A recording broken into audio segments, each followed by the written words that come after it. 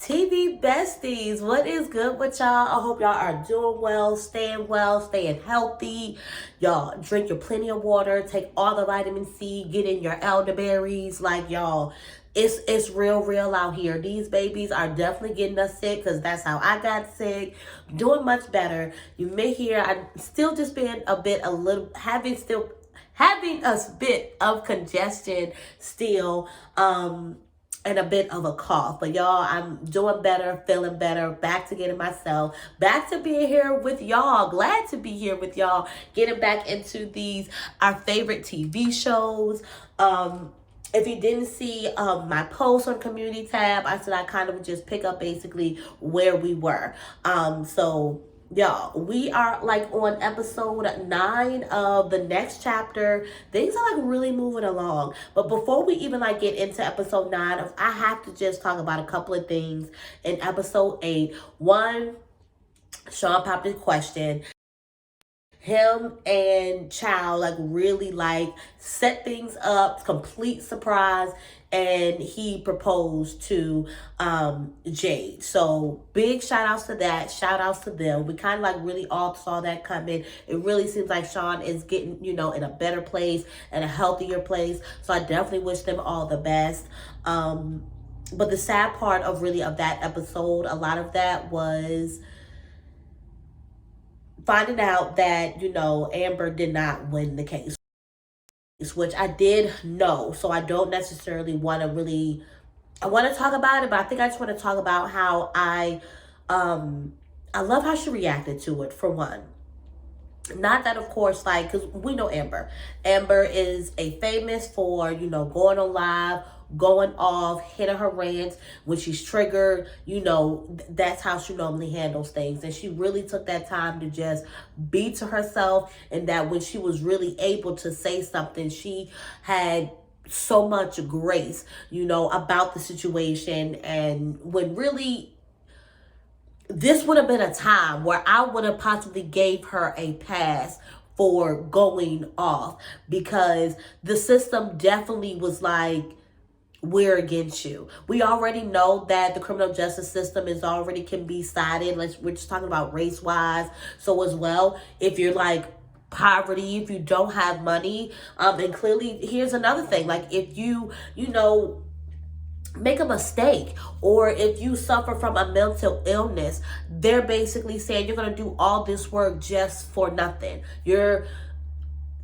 Amber has came such a long way, y'all, and I think we were all just appalled and disappointed in how, and even if none of us really fully understood the work that she was, the work that she was doing behind the scenes, seeing the episodes, and even her daughter Leah, oh my God, had so much grace for her. And it was such a great moment that she was, you could clearly tell that, let me slow down because I'm jumping all over the place, let me slow down, that they have come a long way, that relationship has just come a long way, and how she, and her own maturity and understanding of what she understood, could see that, like, wait, like, how could this even happen? This is totally unfair. My mom has done so much work, and just like for this, like, that's just crazy. Like, okay, cool, like, let's say, not the joint custody, but for that man to be able to go and take that child to a whole nother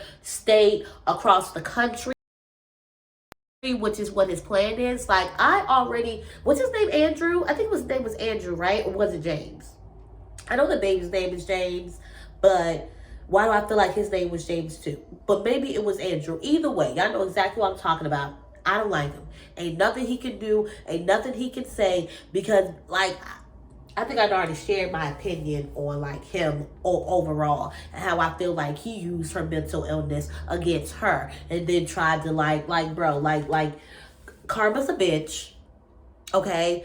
And I hope you meet her.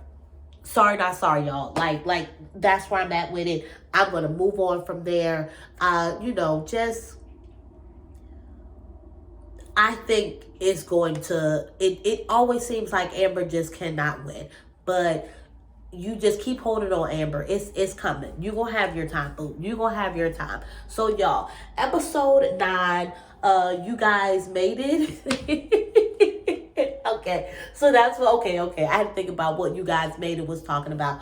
Y'all, let's talk about this whole, and this is another thing that's kind of like been like an ongoing situation, the Carly situation. Like, Nova being able to old enough to now really starting to understand, like, she has a sister who doesn't live with her all the time, who she can't see all the time, and she starting to now have questions about that and wants to understand why, that the situation is the way it is. And Catelyn and Tyler, love them. They did their best to help her, and we're honest with her, and as well as to her level, so that she can understand on her age and her level, what happened, the decisions they made, and basically now the consequences of their actions.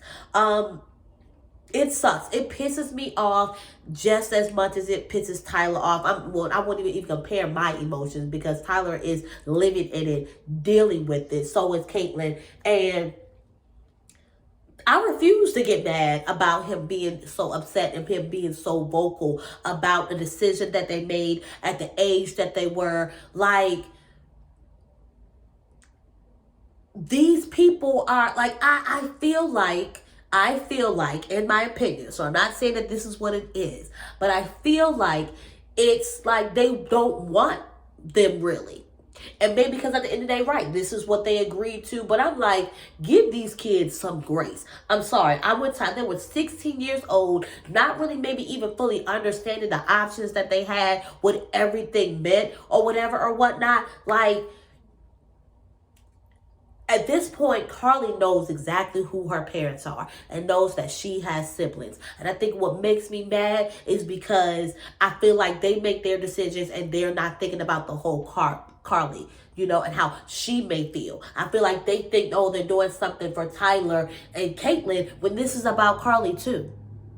In my mind, I just know that Carly and Nova just look like the spitting image probably of like twins, and we may never ever probably will get to see what they say. She's about to be 14, 15, 17, 18. She got 4 years, y'all. She got 4 years.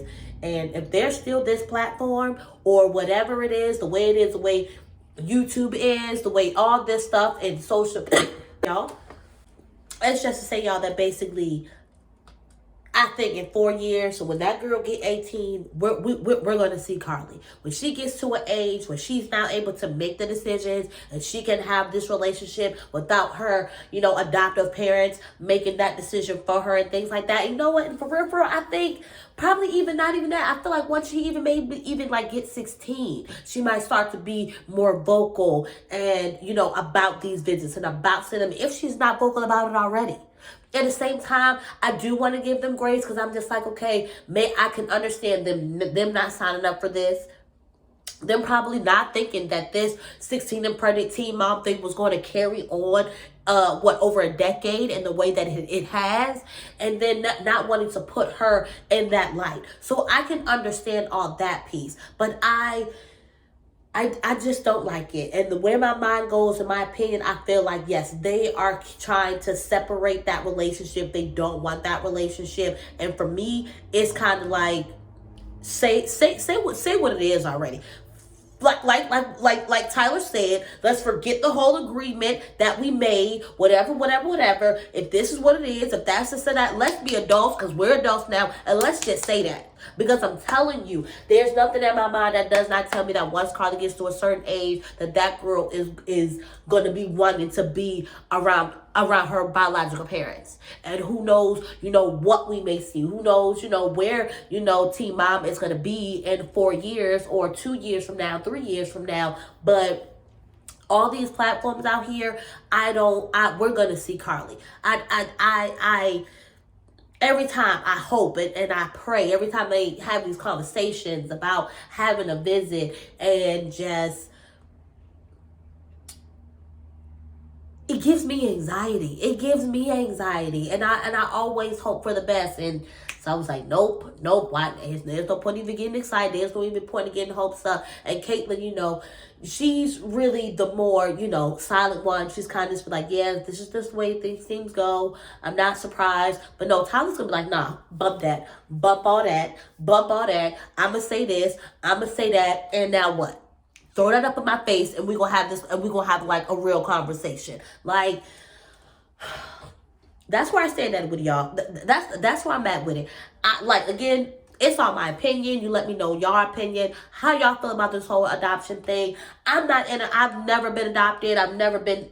I don't know anyone who has been an adoption in a adoption situation where it's slightly open, all the way open, whatever. So even if you just have some insight into that, help me, educate me, even just as the parents on that side, as the adoptive parents, because obviously I don't want to speak out of turn, but yeah, I am. It's my channel. I'm going to say how I feel I want to say. That's the whole point of this, you know. But by all means, I'm decided to say I'm not open to anybody else and what they have to say and how they feel, you know, whatever. So, y'all, it's so mind-boggling that I think that our kids are going through some of the things that they, you know, have to go through, you know. On this particular episode is around the time when that shooting in the Texas school, you know, had happened, and it was, you know, it was made as gun owners, you know, obviously they have kids, all kinds of other reasons, you know, they wanted to take a step forward, Macy and Taylor, you know, and seeing what they can do, and as well how they could be having these conversations with their kids, and which I'm thankful for. I'm not gonna lie to y'all, like, I might say things like to my older daughter because she's a little bit older, but my son, he's oblivious, like, to a lot of things, because I don't know how to have those conversations with him or how to even, you know, start them. So I'm thankful for myself that, you know, that this episode even aired to even help me to guide and gear into that conversation. And I think it just, like, I knew these drills were happening, though my son said they haven't had a drill like that, but I know it is happening. Like, back in our day, like, we were doing hurricane drills, tornado drills. Like, I think that was like the biggest thing, like a tornado drill, stuff like that. Like, these kids now have to do drills in the event that somebody who's not in their right mind in that present moment, and has decided to go all war on a majority of innocent people. And these are just not, there's just all kinds of things that's happened going on now that our parents didn't have to sit down and have conversations, you know, with us about. And these are things now that we're having to, and it's just boggling my mind. I think it even boggled my mind even more when, what's baby girl's name? Can't remember her name right now, but Macy's daughter was just able to articulate and understand and talk about the bad guy drills, and just that it was just like, this is what's really happening. Like, this is what's really out there. So, you know, let's just even just open a conversation, you know, about, you know, that, y'all, if you want to, down below, comment below, you know, any conversation starters that, you know, if you've had these started having conversations, you know, with kids, you know, what their reactions are, how they're handling it. Do they understand, you know, what's going on? Had they not even know what was going on until you told them? Like, you can't help but sometimes relate to these, you know, like these moms are regular people too, at the end of the day, just, you know, with the platform, and they go through the same things that we go through. And I think even, you know, like, having like a gap in kids, I feel like I more relate to Macy, and maybe a little bit with Catelyn and Tyler, well, not exactly in a sense, but I'll just say to Macy in regards of, you know, had one child, you know, and then had a little bit of gap, and then even though her younger two kids are closer together, mine still have a little bit of gap. Like, it's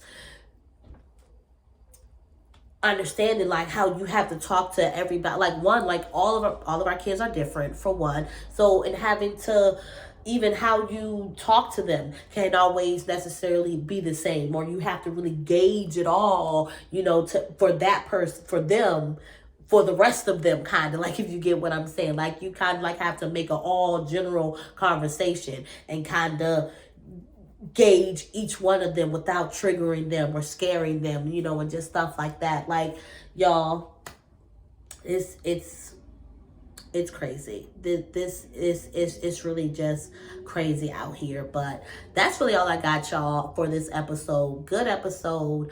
Definitely some conversation starters in there as far as like the whole adoption situation, even the court systems, and dealing with mental health, Amber's situation, and then, dealing with, school shootings, and things like that, and how we have to, prepare our kids just for, stuff like this. Like, whew, y'all. So, this was a bit of a, but it's always good catching up with y'all, talking to y'all. I hope y'all drop me some comments down below. Give this video a like. It really helps getting this out. It really helps me. And of course, hit that subscribe button if you haven't already. And as always, peace, and I'll check y'all later.